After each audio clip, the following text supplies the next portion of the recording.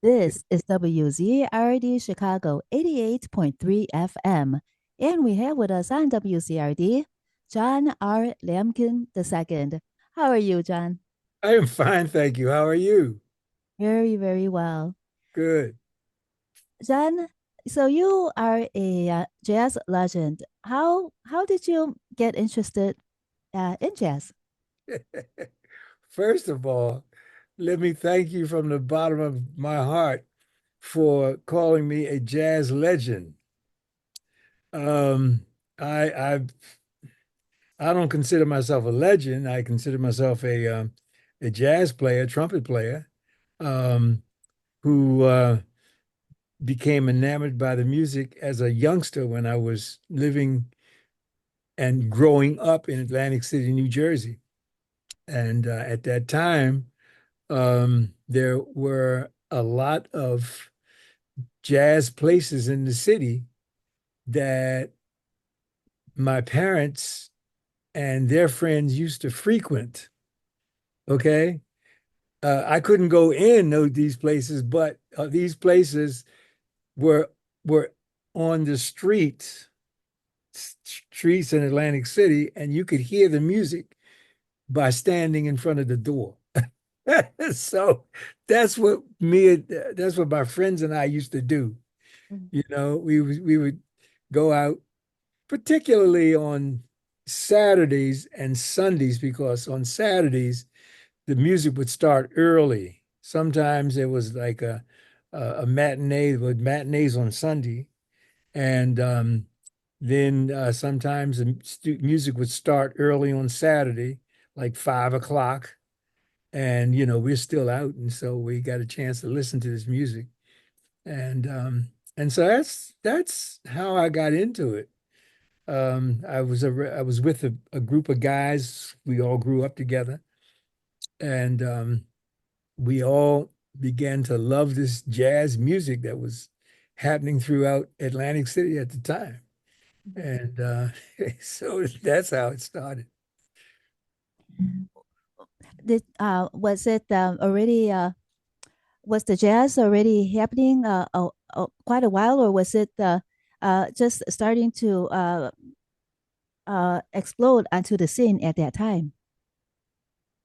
No, it was, well, I think those years were probably um it wasn't exploding. Well, you got to go back to uh back in history, at a time when um the entertainment in the city, first of all, Atlantic City was an entertainment area. I mean, people came to Atlantic City to be entertained. It was called at one time the playground of the world. That's what Atlantic City was called, right? So people would come to Atlantic City for the purpose of being entertained, particularly the beach, in Atlantic City, Mhm. because everybody went on the beach. As a matter of fact, there's a place on the beach called Chicken Bone Beach. I just played there. I just played there. Yeah, there was um, there's a jazz series on Atlantic City on the boardwalk. It's called Chicken Bone Beach Jazz Series. All Mhm. right. Now, Chicken Bone Beach was where all the black people could go and bathe on the beach, right? You couldn't go anywhere else but this area. Black folk couldn't go anywhere else but this area. You know what I mean? And what would happen, particularly on Sundays, Saturdays, families would go to the beach. Missouri Avenue, that was delegated for black folk only. You couldn't go anywhere else. If you got somewhere else, they kick you off. Going back over there to Missouri Avenue, that's where you belong. I'm telling you, that's where it was, right? Mhm. So the families would go down. It was like a picnic, and they would take their picnic baskets and go down, and more than likely they had chicken, fried chicken in the picnic baskets. That's why it was called Chicken Bone Beach. Well, I say that to say that the boardwalk in Atlantic City was very popular, and people would come to Atlantic City, particularly to go to the boardwalk and to, and to go to the beach and have fun. Okay. So now what happens at night is that they were visited the clubs that had music in them, and most of these clubs were in the city, were in the neighborhoods. There might have been some clubs on the boardwalk, but on the boardwalk, you had these big grand hotels at the time. But if you really wanted to listen to some jazz music, you went out in the city, and particularly an area called over there, Kentucky Avenue and Arctic Avenue and Baltic Avenue and those areas, where I grew up, and that's where the music was. So I wouldn't say it's any kind of explosion. If anything, it was a continuum. Mhm. Okay, it was when I was born. I was born in 45. It was happening long before that. Okay, and so by the time I became a young teenager, 13, 14, I discovered it. Now my father, who was a teacher and ultimately became um, an assistant principal at a school down there, was also a bartender during the summer in one of those clubs. And it just so happened that that particular club was on the boardwalk, but all of the clubs had live entertainment in with bands, all of them. Okay. So it was that kind of environment that I grew up in. And so and then, the musicians, as a matter of fact, the musicians union, the Black Musicians Union, I must say, you know what I mean? Because I came through it, was across the street from the church that I went to, my parents went to. So I'd go over there as a young kid, 13, 14, because I began to play trumpet. And so I'd go over to the union and they would show me things and tell me what to play and all this stuff. And these guys were working in all of these clubs in Atlantic City. So that's how I got started in jazz. You know what I mean? And I fell in love with jazz music as a youngster. I used to invite the guys over to my house. And I had a garage band. That's right. They would come over. I had a drummer and would come over and play. And the bass player, a real good bass player. I forgot his name. Don't know where he is now. The bass player used to come over, and there was a saxophone player used to come over, and I was on my trumpet, and we had a piano, but the piano was upstairs in the living room, and Mom didn't want us all up in the living room messing up the living room, and we wasn't going to bring the piano downstairs. So in the garage, I didn't have a piano, but and which was fine because I had gotten into Arnett Coburn. Arnett Coburn didn't have a piano in his band. All he had was saxophone, trumpet, bass, and drums. That was it. So I said, okay, if he can do that, then I can do the same thing. So that's that's how it happened. Absolutely. Yep. Those friends of yours that were hung out with you at those clubs to listen to that music, were they also musicians or were they just audience? Well, friends, wasn't audience. It was just close friends. Now the friends, Gordon Adams is one of them who was a really, really close friend of mine, and he loved the music. He wasn't a musician. Mhm. Uh, he did teach himself how to play a little bit of saxophone. He went out and bought a saxophone because he was in love with John Coltrane. Okay. And then there was another brother who was a real close friend of mine, Arnold Roberts, and there was another guy who was another real close friend of mine, Bobby Jackson. We called him Chops. There was another friend of mine. His name was James Kate. So we would kind of go around town, listen to these places. But there was another friend of mine who is Harvey Mason. Now, you familiar with Harvey Mason? I know you have to be because Harvey Mason played on um, Herbie Hancock's Chameleon. Okay, and so he's playing drums. So he was the only one of us who really made it big, in music. He was younger than we are. He's a couple of younger years younger than I am, and I stay in close in contact. close contact with him. I call him every now and then, and he calls me. As a matter of fact, he was in town with foreplay a few years ago, and I found out when he was going to be in town. So then I called the club owner and said, "Look, I want a gig. I want to have Harvey Mason over here." So Harvey came in and played with my band, you know. But as far as the guys who I used to hang out with, oh, there was another one who became a doctor, Frankie Doggett. So the guys who I would hang out with back then, for the most part, became avid listeners to the music. Hmm. Okay. They weren't musicians except for Harvey Mason, who became a musician, Hmm. and Gordon Adams, who tried to become a musician, but he never did. He wanted to play the saxophone so bad. But I mean, like I told you, he went out and bought a saxophone. I tried to get him to give it to me because I was going to let one of my students play it. He said, "No, man." He said, "You can't have the saxophone." I said, "Gordon, you're not playing it. That's okay. You can't have it." You know. But anyway, so that's how I grew up in this music. Hmm. Yeah. So when you were hanging around those clubs, you also befriended those musicians, and they gave you the start. Well, yeah, yeah. There were several musicians. There was a good musician. His name was Johnny. Oh boy, name escapes me now. He ran the band at the Club Harlem, and was on Dizzy Gillespie's band. His name escapes me right now. But he was, he kind of encouraged me and kind of helped me get it together.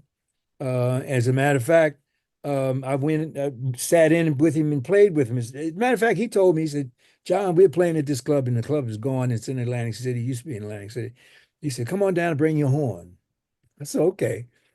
So I went down and to this club, and I got my horn. I'm scared to death. I got my horn out, and he said, come on up and play." I'm like, "Okay." You know what they played? They played um, "Take the A Train."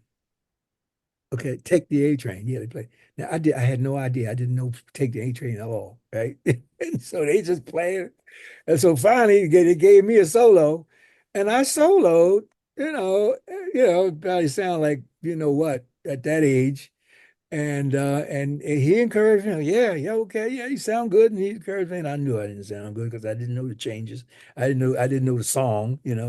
And so I went home and I learned it. I learned "Take the A Train." I said, the next time I get a chance and somebody calls "Take the A Train," I'm gonna know this song. Hmm. So I learned it and got it together. But that was one of the early experiences I had with sitting in. And then there was another club around town, when I'd go and sit in. It was in an alley back behind a school, and it was an organ club. And I would go in and ask the guys, could I sit in, and they'd say yes. I forgot the name of the guy who was the organ player, and I would go and sit in with them. But I'd have to sneak out the house because I didn't want my parents to know that at 14 or 15 years old I was in a bar, up on the bandstand playing my trumpet. Yeah. But Yep. yeah. So at that time, your parents wouldn't want you there, but were you allowed there actually? Like, was it legal for you to be in there playing? No, no, it wasn't Oh. legal. It was no, no. I mean, you had to be like 21. Right, right, You know right. what I mean? Not even 18. I think, yeah. So it was illegal for me to be in those places, but I was an aspiring musician, and musicians have a way of letting you come in. Um, um, Tony, not Tony Williams. You tell me, was it Tony Williams? I think it was Tony Williams. The drummer with Miles, Tony. Well, that was Tony Williams, wasn't it? Yeah. Yeah, yeah, yeah. That was Tony. Um, and when it seems like when he joined the band, Tony was real young. Tony was like 16 or 17 years old. And in these places Miles was playing, Tony was too young to go in. Tony, He said, well, just grow a mustache and come on and go in. So when Miles took him in, nobody's going to tell him that he couldn't play because he's playing with Miles Davis. You know what I Mhm. mean? And he wasn't trying to sit at the bar and have a drink. All he was trying to do was play. So my point is jazz musicians have always reached out to the younger musicians, particularly those who showed an interest in the music and who Mhm. wanted to play the music. Um, and and and that's what happened with me. I sat in a lot of places where it was illegal for me to even be in there. You know what I mean? And I had the courage to go in and with my horn and ask, "Can I sit in?" And they would look at me like, "Okay, come on, what can you do?" And I'd go up and play, and then they said, "Okay," and then let me go, and I'd go home. But yeah, no, it was illegal. It wasn't legal. But I mean, I didn't go in there for anything other than that. It wasn't Right, like I was going to go sit in the bar and give me a drink. I didn't do exactly. I didn't do that. And I was too young to do that. And didn't even know about that. You know what I mean? I just heard this music and we talked about my friends and I talked about going in and sitting in and and playing. And so, I'd go in and they would, they would say, "Man, John, going in there and ask, can you sit in?" Right? I'm like, "What? Yeah, go in there, ask if you can sit." I'd go in and they'd be outside, and I'd sit in and play, and then I'd come out, and then we'd be laughing at one another, they're laughing at me, I guess. But that's how it happened. They would like dare me, "Man, you gonna go in there and sit there?" "Yeah, yeah." You ain't going in there." "But yeah, I'm gonna go." And At then I was going to sit there. at that time, did you have any formal training, or did you learn on your own when you started playing, and then started playing with those older musicians in those clubs? Well, I started playing trumpet when I was maybe in the fifth grade. Oh, Okay. mhm. And this was in the school system, so at the fifth grade they started band. Oh, And so, and I didn't know what instrument I wanted to play. My sister, I asked my sister, "Well, what instrument should I play?" And so she put on a record and I heard the record and I liked the sound of the record. And I think it was "Oh My Papa" by it was a trumpet player. I thought it was Chet Baker, but it wasn't. It was another trumpet player. Because I did some research and I found that song. And it was a trumpet player actually playing that song. It's called "Oh My Papa." And I remember telling my sister how much I liked that sound, and that's what I wanted to play. And she said, "That's a trumpet." That's how it went down. Exactly how it went down. You know what I mean? And she also liked the way Chet Baker was played. And so I just coming up, I put the name Chet Baker with this song. But I recently went and did some research and found the song and found the trumpet player who played it. You know what I mean? And so it wasn't Chet Baker at the time, but that's how it went down. So when I went to school and they asked me what I wanted to play, I said I wanted to play trumpet. So I mhm. started playing trumpet. This was in the fifth grade. Wow. So I played in the school bands all the way through elementary, middle school. It wasn't middle school back then, it was junior high school and high school. And then when I graduated from high school, I went to college and I played in the college band. The whole 4 years I was there, I did that. And by that time I was hooked because by the time I went to college, I majored in music education because that's all they had. They didn't have no jazz education back then. Matter of fact, they didn't even have a jazz band when I went to school, South Carolina State. See, I'm dating myself, right? You know what I mean? So they had a band called the Collegians, and they would play for dancers. It wasn't a band like what I had been accustomed to hearing, in the records. I mean, I had recordings of Dexter Gordon. I had recordings of Art Blake and the Jazz Messages. I had recordings of Horace Silver. I had recordings of Art Farmer and what is it, the sextet art. That's what I was listening to when I was coming up. So when I go down to South Carolina State, they had none of that. They had this band. It was called the collegians, and I guess they were playing more um like Ellington kind of things, and that's not bad. I mean, that's good, but it wasn't what I was accustomed to hearing or what I wanted to really do. Mhm. And the only degree program there was the music education. So I took music education.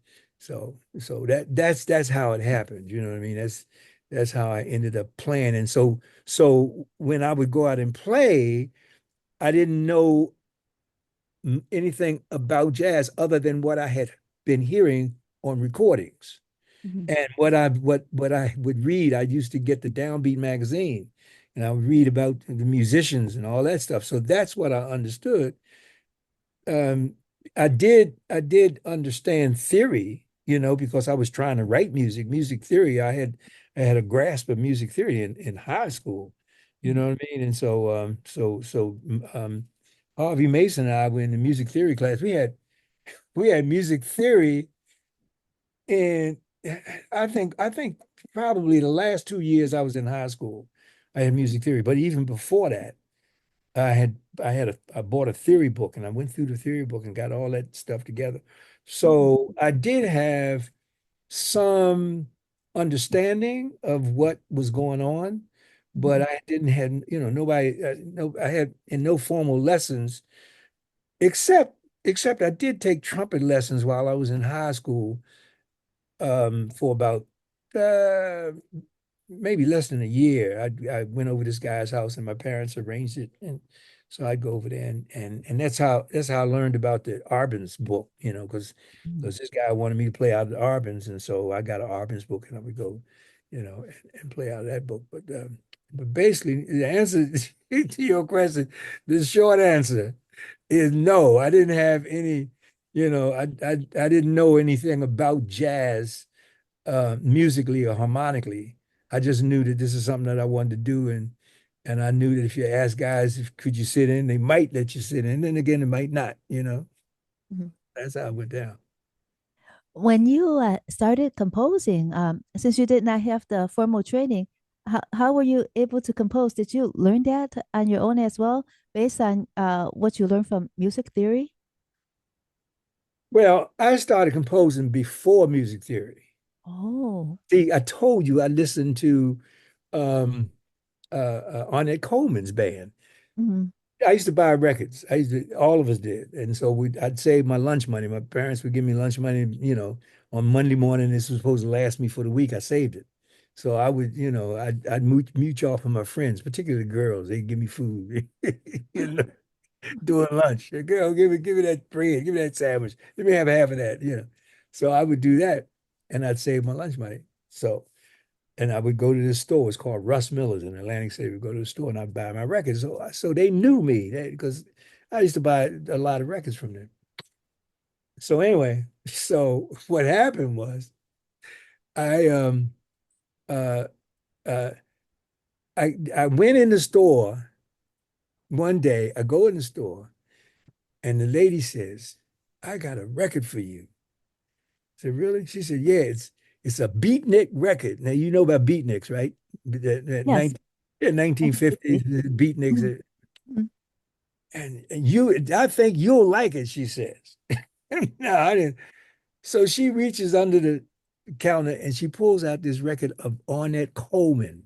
You need to Mhm. play it. Y'all need to play Ornette Coleman. It's called Shape of Jazz to Come, or Change of the Century. It was called Change of the Century. I know you got. I'm looking back there, all them records you got. Yeah, I know you got some Ornette Coleman, Change of the Century. So play that. Make sure you play that today. So anyway, the instrumentation included saxophone, trumpet, bass, and drums. And he was writing for this.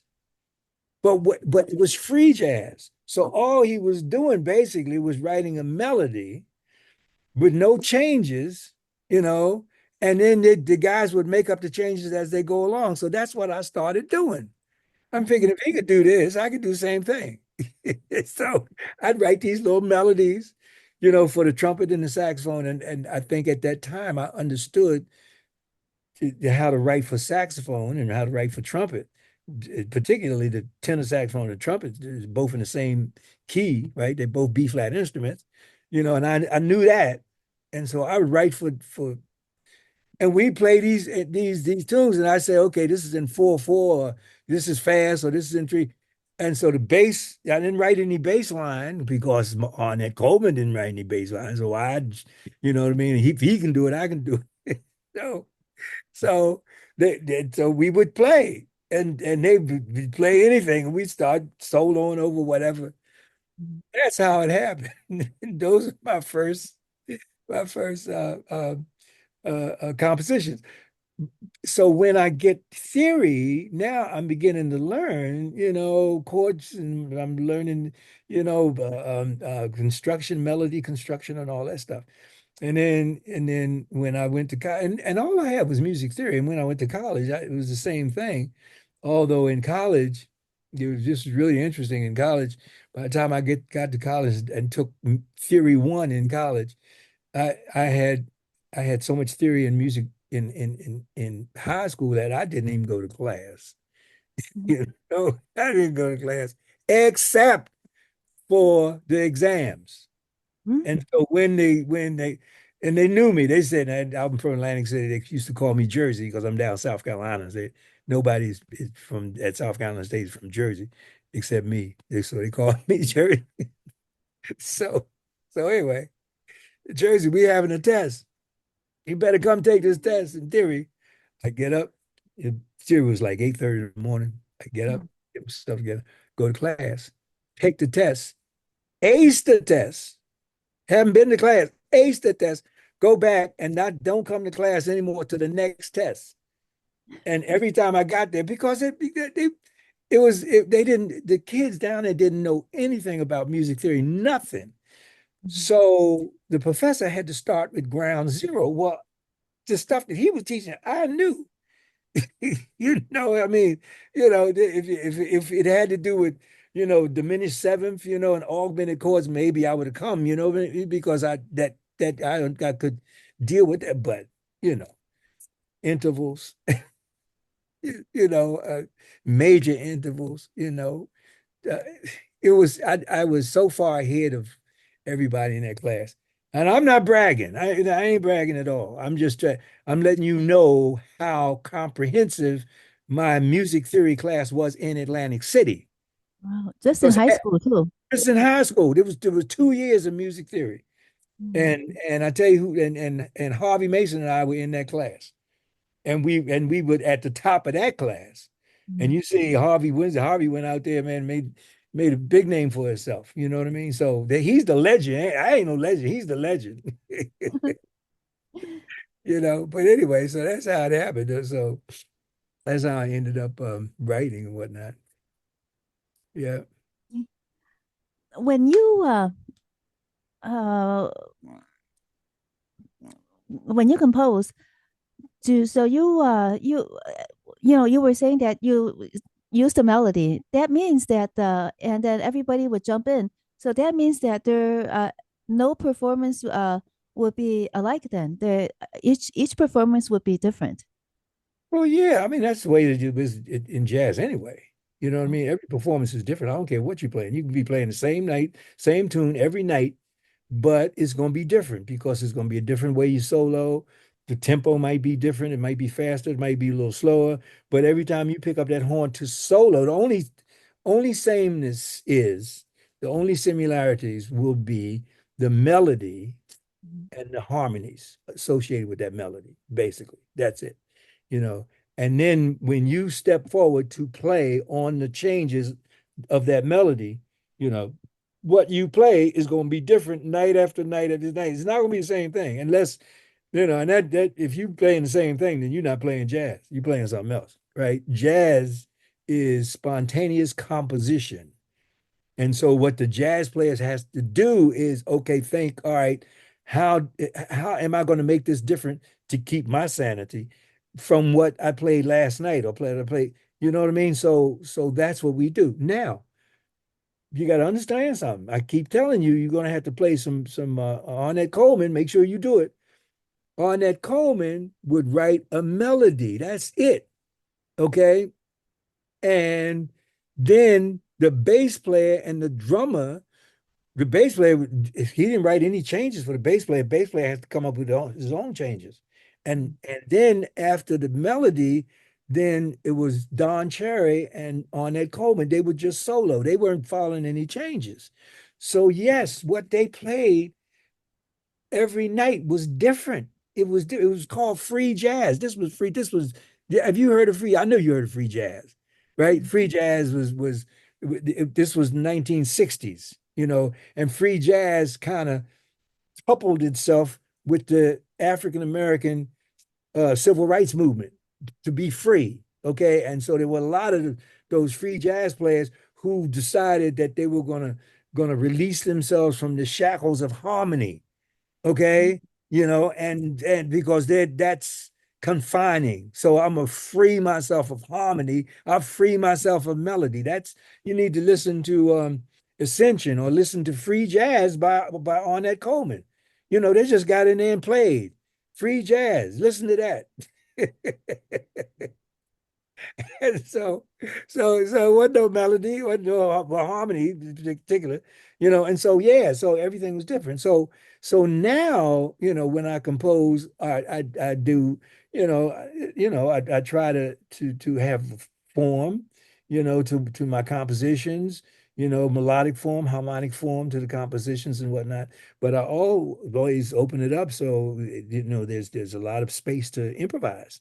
Okay. And so now the sameness would be the melody and the harmonies. And even that gets strange because said my players sometimes they'll take it somewhere else and so I'm playing and the harmony then goes left, like okay, all right, and then I got to follow that and play on that. So yeah, every night is different. Every time you play jazz, and that's with any jazz player. Every time he or she plays a melody or plays a song and improvise, it's going to be different. That's And it. when you were young and standing outside those clubs listening, did you realize that already that every night is different, even if they're playing the same song? No, no, I was too naive then. I mean, I think it was when it was back then. I think I was uh more enamored uh by the aura, of seeing these great musicians coming in with their hats cocked to the side, boy, and their horn on their shoulder and whatnot, and catting with a girl and having a drink in it. I mean, that was romantic to me at the time. And so I'm looking at this, I'm like, oh wow, did you see? I saw Ellington walking down the street, eating ice cream cone. I'm like, did you see Ellington? Ellington's right there, So it was that. That's what drew me, and then the music and hearing it, and man, I remember hearing Jimmy Smith in this club, and the club had the sawdust on the ground. And Jimmy was in there playing, and oh, who do you have with him? Had an alto saxophone player who's still alive today. I can't think of his name. His name escapes me.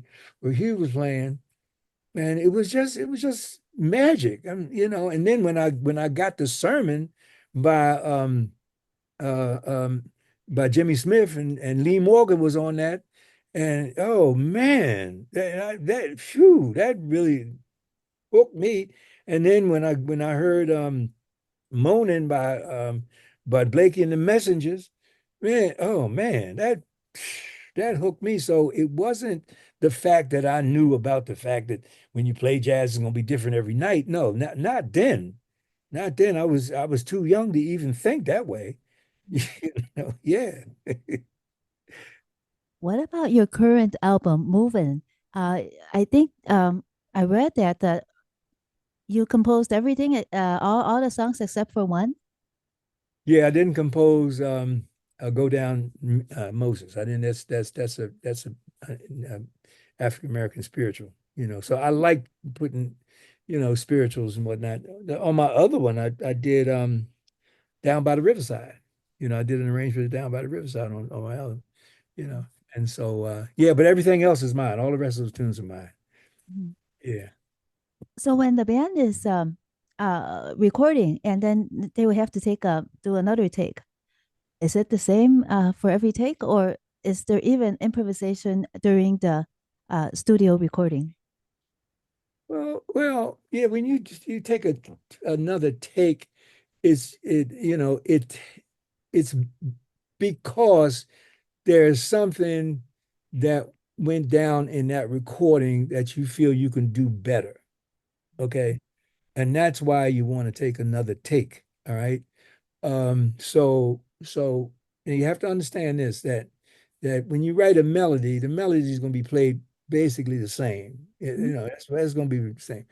And then the harmonies that are associated with that melody are going to be the same. Okay. So now what can be different? The tempo, it could be a little faster or a little slower. All right. Um, uh, the way you play the melody, particularly if you got two horns, what you want to do is play the melody so it's in sync with both instruments, okay? That you're playing together um, uh, as an ensemble, the two of you. But then when you solo, that's definitely going to be different. That's going to be different.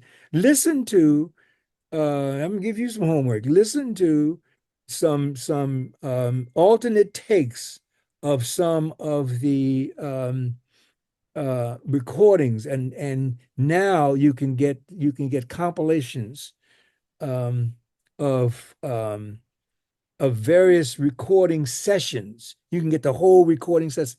Miles Davis has a lot of them, and several of them. The Prestige, the Riverside recordings, the Prestige recordings, even the Blue Note recordings. You can get the whole recording, so you can hear the differences between the takes, and the differences is are would be always in the solos. You listen to the solos and you'll hear the differences. Oh. Yeah, yeah. I do transcriptions for my students, So there have been songs that have more than one take, okay? And so I have my students listen to the two takes so they can see that yes, the second take is different than the first take and vice versa, you know. Mhm. So yeah, yeah, that's where the differences are in improvisation. You don't want to play the same thing all the time, you know. Then you'd be a boring musician if you do that. Could you talk with us a little bit about how you came to compose "Ode to George Floyd"? Okay, okay. Um, well, when I compose, I can remember I can remember how distraught I was when I saw that on TV. I mean,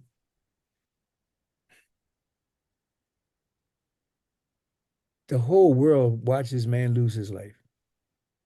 Think about it. And he's a black man. And it's a white man, white officer. What did that tell you? What you saw, you saw,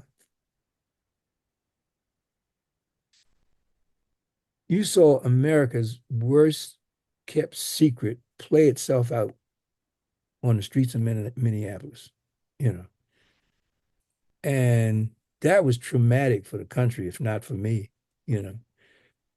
And I mean, the country erupted in violence and whatnot. I mean, same thing with Freddie Gray. When Freddie Gray was killed here in Baltimore. But the difference between Freddie Gray and George Floyd is Freddie Gray died in a paddy wagon on the way to to the hospital or to jail.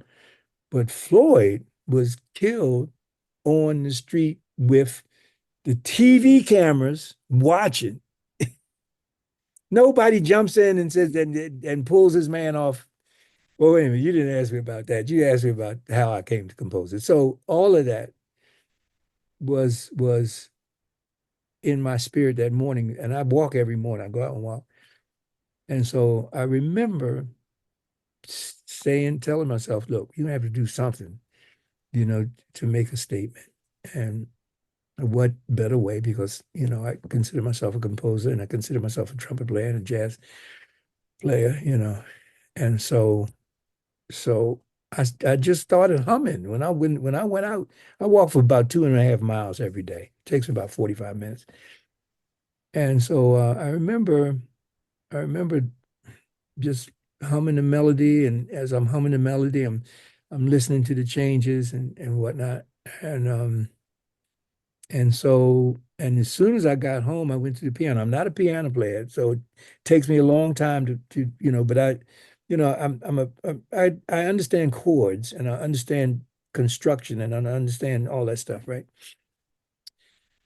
And so I just sat down to the piano and wrote the changes and wrote the melody because I had the melody. The melody came to me like it was amazing how I'm walking and the melody is coming to me as I'm taking every step. I wish I had recorded it. You know, sometime I'll record myself walking and talking. And so it came to me. I mean, just you know, the bridge, everything. And by the time I got home, and this is the true story. By the time I got home, I had it pretty much done, and I don't.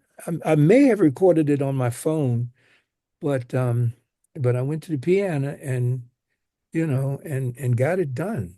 You know, it was it was, and I've done that too. There are a couple other tunes that I've done when I'm walking. There's a tune on there, Baker's Closet. Um, I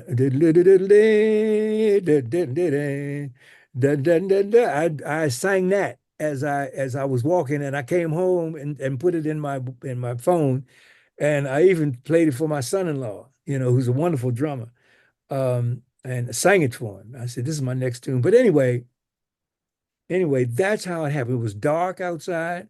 I get up in the morning. I usually go out and walk. It's about six, quarter after six, you know, and in the fall and winter it's dark. So I'm out there walking and I'm singing and it's dark. And it just came to me like that, you know, and I came in and wrote it down, wrote the changes, and I got the band together. And this was during COVID. Yeah, I think this was doing or maybe just before COVID, but but anyway, I got it done and we rehearsed it and I remember the first time we played it. We played it for an audience. And when we got finished, they didn't know whether to clap or what. You know, it was that, you know, it was that poignant to them, I guess.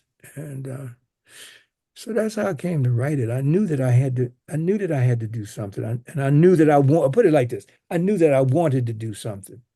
But I'm not the kind of guy that goes out and has signs and you know and all that. And that's not me, you know. And so I figured, well, you know, you're a musician, you're a composer, so write something to try to capture what I was feeling, you know, when I saw that. So that's how that happened. Well, thank you so much, John, for giving us that insight. If about your song on "Moving," uh, "Ode to George Floyd." If our listeners want to learn more about you and your music, where should they go? Well, they can go to my website. My website is jrlamkin2.com. That's all small letters, JR Lamkin 2, not the Roman numeral 2. I guess the Arabic numeral 2, right? Regular old 2.com.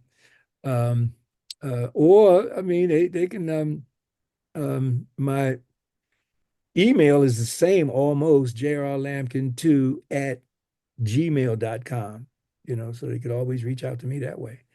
And yeah, I'd love to hear from listeners who like my music, you know. And I appreciate uh this interview that but don't tell anybody I'm a legend. No, don't even go there. He's a trumpet player, okay, from Baltimore. All right. That's it. Okay. All right. Thank you so much, John R. Lamkin II, for joining us on WZRD Chicago 88.3 FM today. Wish you so much luck and have a great one. Thank you. Thank you very much. I really appreciate it. And you take care of yourself as well.